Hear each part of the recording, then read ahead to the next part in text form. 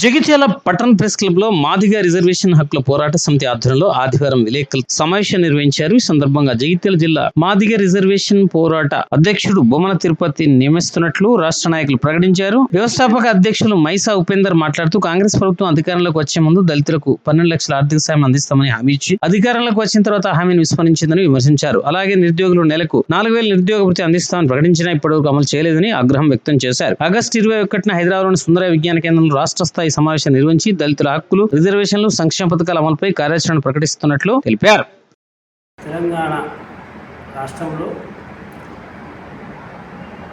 పునర్నిర్మాణ మాదిగ హక్కుల పరిరక్షణ సమితి MHPS పునర్నిర్మాణంలో భాగంగా జగిత్యాల జిల్లా అధ్యక్షుడిగా బొమ్మన తిరుపతిని ఏకగ్రీవంగా అధ్యక్షుడిగా ప్రకటిస్తూ ఉన్నాం. అదేవిధంగా తెలంగాణ రాష్ట్రంలో కాంగ్రెస్ పార్టీ అధికారంలోకి వస్తే అంబేద్కర్ అభయస్థం పేరుతోటి మేము దళితులకు 12 లక్షల రూపాయలు ఇస్తానన్న ఈ రాష్ట్ర ముఖ్యమంత్రి ఆనాడు చేవెళ్లలో బహిరంగ సభ పెట్టి ఎస్సీ ఎస్టీలకు అంబేద్కర్ అభయస్థం పేరు మీద ఆగస్టు నెలలో 21న సుందరయ్య విజ్ఞాన కేంద్రంలో రౌండ్ టేబుల్ సమావేశం నిర్వహిస్తూ ఉన్నాం. ఆ రౌండ్ టేబుల్ సమావేశానికి ప్రజా సంఘాలు మరియు రాజకీయ ప్రతినిధులు ఆహ్వానిస్తూ ఉన్నాం.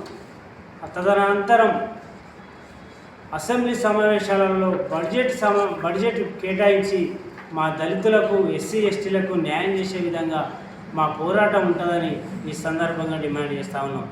అదేవిధంగా రేవంత్ రెడ్డి గారి ప్రభుత్వానికి అసలు ఎస్సీ ఎస్టీల మీద కనుక ప్రేమ ఉంటే తక్షణమే మీరు అంబేద్కర్ అభయస్థాన్ని విడుదల చేయాలని ఈ సందర్భంగా డిమాండ్ చేస్తూ ఉన్నాం.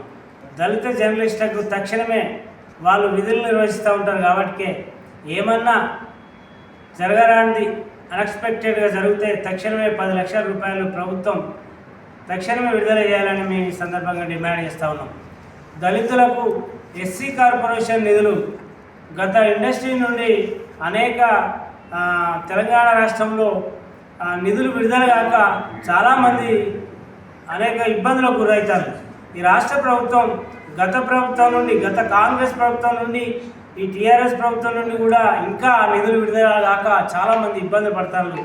వాళ్ళకు కూడా ఈ నిధులు విడుదల చేయాలని ఈ సందర్భంగా డిమాండ్ చేస్తూ వచ్చే నెల 21న రౌండ్ టేబుల్ సమావేశాన్ని విజయవంతం చేయాలని పెద్ద ఎత్తున కోరుకుంటూ మీ అవకాశం ఇచ్చిన మీడియా మిత్రులకు, మా సంఘ మిత్రులందరికీ పేరు పేరున ధన్యవాదాలు తెలుసుకుంటూ మాదిగ హక్కుల పరిరక్షణ సమితి MHPS వ్యవస్థాపక అధ్యక్షులు మైసా ఉపేందర్ మాదిగ.